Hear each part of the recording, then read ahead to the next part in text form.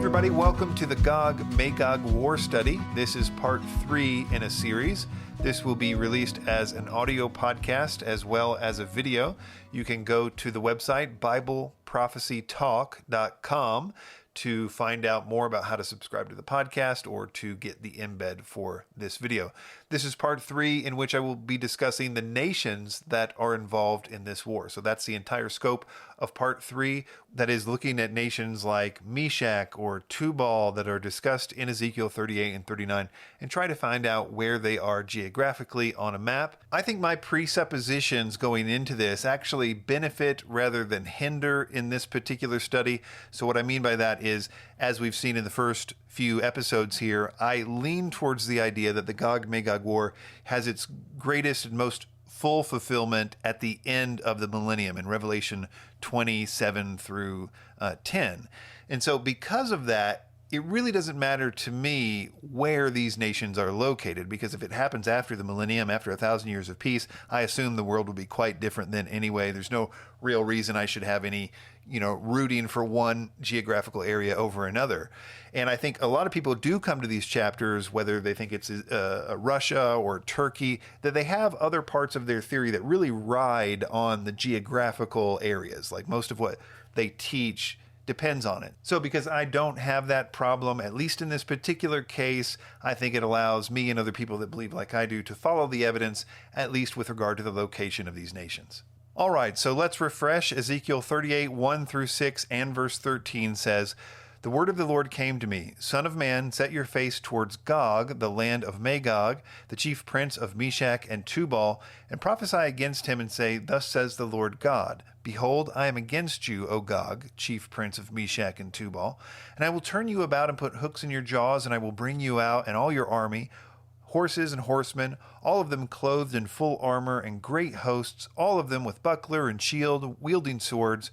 Persia, Cush, and Put are with them, all of them with shields and helmet. Gomer and his hordes, Beth Togarmah from the uttermost parts of the north with all his hordes, many peoples with you. Sheba and Dedan and the merchants of Tarshish and all its leaders will say to you, Have you come to seize spoil? Have you assembled your host to carry off plunder, to carry away silver and gold, to take away livestock goods, and to seize spoil? Just clarification here, I'm not going to talk about Gog himself, the person or leader here. I'm going to save that for an entirely separate podcast and study, which I'll do next time. Right now, I'm just focused on these nations, and we'll take them one by one. Also, some of you may be looking at this list and saying, hey, where is the word Rosh? I thought Rosh was a nation in this section of Scripture, and I would say that I take the view that Rosh is translated as chief, as in chief prince here in the ESV, but I'll talk about that at some length when we get towards the end of this study. One thing to note right off the bat is that all of these nations are included in the Table of Nations passages in Genesis 10 and 1 Chronicles. So the Table of Nations are the genealogies of Noah's 3 sons, Shem, Ham, and Japheth. And so you've got Japheth, his sons being Gomer and Magog and Tubal and Meshach and Togarmah and Tarshish are all part of the family tree of Japheth. Ham has a few others, Cush, Put, Sheba, and Dedan are in there. So you get the idea that these are literally descendants' names of Noah's 3 sons. And though there are some disagreements, for example, Magog is very contentious, and I think we'll see right off the bat that it's probably because there's just not a lot of information about that one. But the others are pretty well documented, especially since we have more contemporary sources like Akkadian and Hittite sources. But we'll get into that in a minute when we start charting these out on a map. Before we get started, though, I wanted to take a few minutes and first give just a quick overview, an apologetic argument, if you will, for why the nations that we're going to look at today make the most sense for being listed as a part of a post-millennial Gog-Magog war.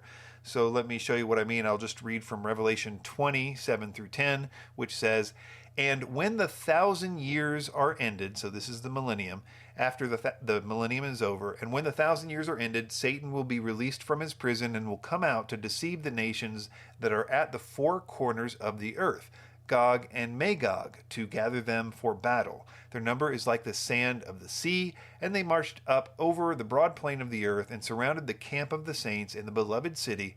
But fire came down from heaven and consumed them. The devil who had deceived them was thrown into the lake of fire and sulfur, where the beast and the false prophet were, and they will be tormented day and night forever and ever. So the idea is that here in Revelation 20, this is a 3-verse, a compact version of Ezekiel 38 and 39. Ezekiel 38 and 39 told in 3 verses. I believe all the same elements are there, all the important elements, it's just shorter. Of the people that don't believe that, I'd say the primary argument has something to do about the nations and the direction.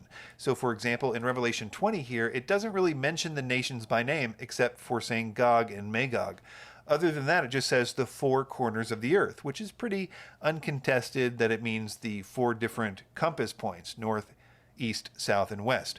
And they'll say, well, in Revelation 20, they come from 4 corners of the earth, but in Ezekiel 38 and 39, it's primarily from the north, is one way they'll say it, or mostly from the north. Or they'll say not from the west. And in this case, they admit that the north is represented certainly, and maybe even the east, and maybe even the south, but not the west. So I've heard that too. But basically, the different variations come to the same thing, which is they can't be the same because the directions of the attack in Ezekiel are different than the 4 corners of the earth as stated in Revelation 20. But as popular as that argument is, I can't for the life of me figure out where they're coming up with it, because by almost every standard out there, it is true that they are from the 4 corners of the earth. Now, in this particular image, I put the northern cohort, including Magog, Meshach, Tubal, Gomer, and Togarmah, just somewhere in the north. I didn't try to chart them out. They are the ones that are a little bit contested. The other 3, though, Push, Kut, and Persia, are basically uncontested. Persia, everybody knows, is Iran in the east, so we've already got the north and east covered. Cush, almost universally understood to be in the south in Ethiopia, so there's the south, and then in the west with Put, which is again almost universally understood to be in Libya, which is basically due west from Jerusalem. So I just can't even fathom how this idea that they can't be the same because the directions are different. Clearly the 4 corners of the compass are represented. Another thing with my apologetics minute here is that these nations exist in the millennium. So you've got Tarshish and Put and Tubal and Cush and Gog and Magog existing in other millennial passages. So during this 1,000-year period where Jesus will literally rule the nations on earth with a rod of iron, you know, the city, the Jerusalem sort of portion, what we'll look at as greater Israel, that's sort of completely controlled by him. But the nations exist and they bring tribute to him during this 1,000 years. They're not perfect, they're not sin-free or anything like that, but they are ruled in a world without Satan, and they are ruled with a perfect government, that is to say, Jesus, at least for 1,000 years. And so there are passages like Isaiah 66 which say, "And I will set a sign among them, and from them I will send survivors to the nations, Tarshish, Put, and Lud, who draw the bow, to Tubal and Javan, to the coastlands far away, that have not heard of my fame or seen my glory, and they shall declare my glory among the nations." Or Zephaniah 3:10, "From beyond the rivers of Cush, my worshippers, the daughters of my dispersed ones, shall bring my offering."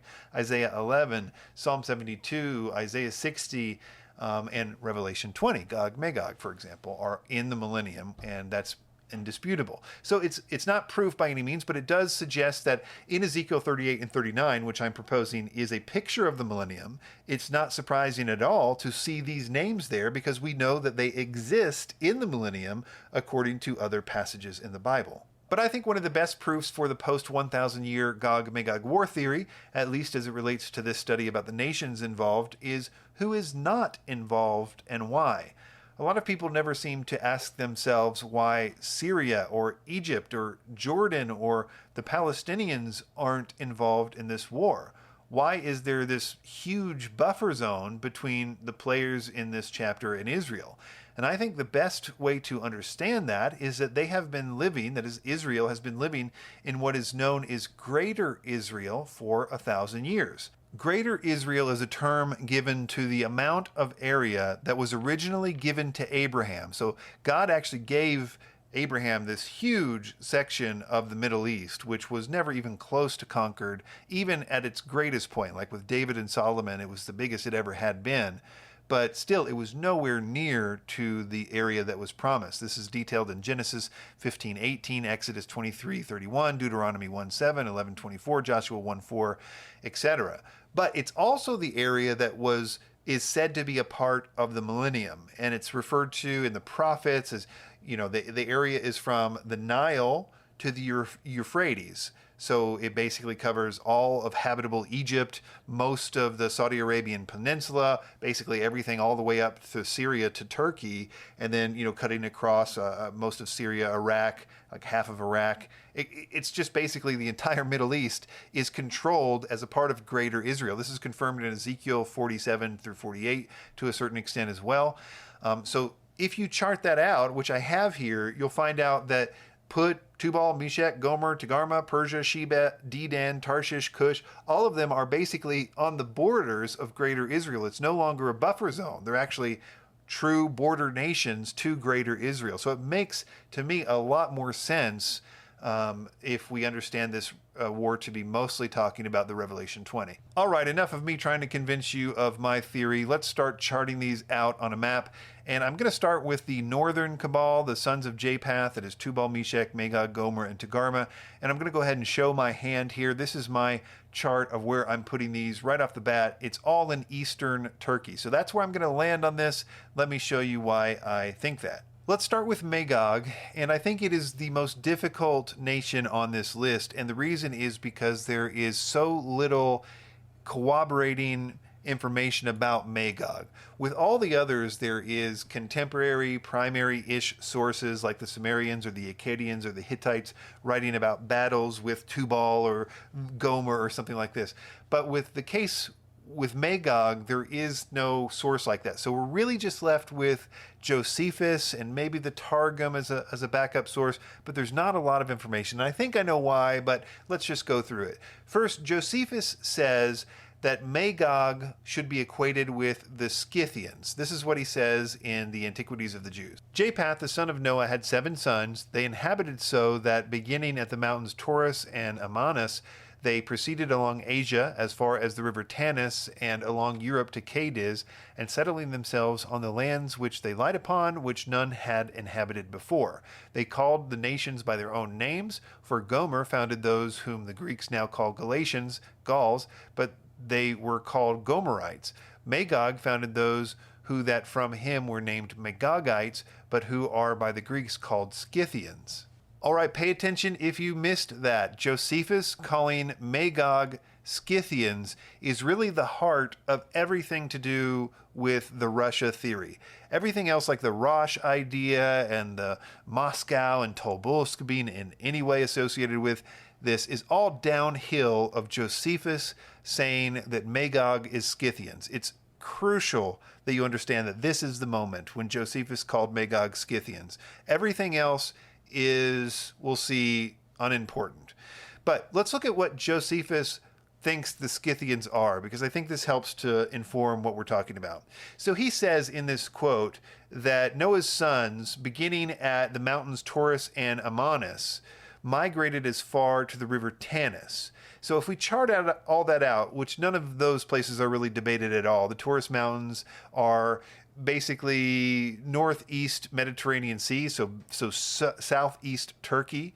And he's saying that that's where they started, and they migrated as far as the Tanis River, which is really not that far. It's kind of on the north end of the Black Sea, the modern-day River Don.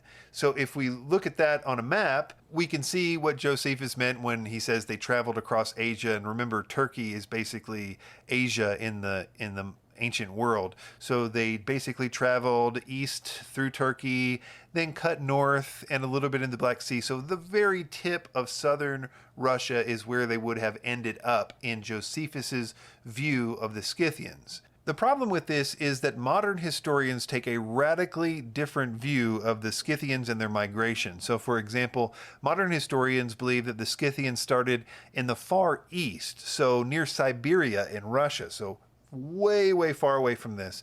And their migration was westward. They were kind of like the proto-horseback riding archers, sort of like a proto-Mongols or Huns or whatever. So they could cover a lot of area, and they were nomadic. And so they moved through their relatively short lifespan, moved westward throughout, and even got as far as Europe.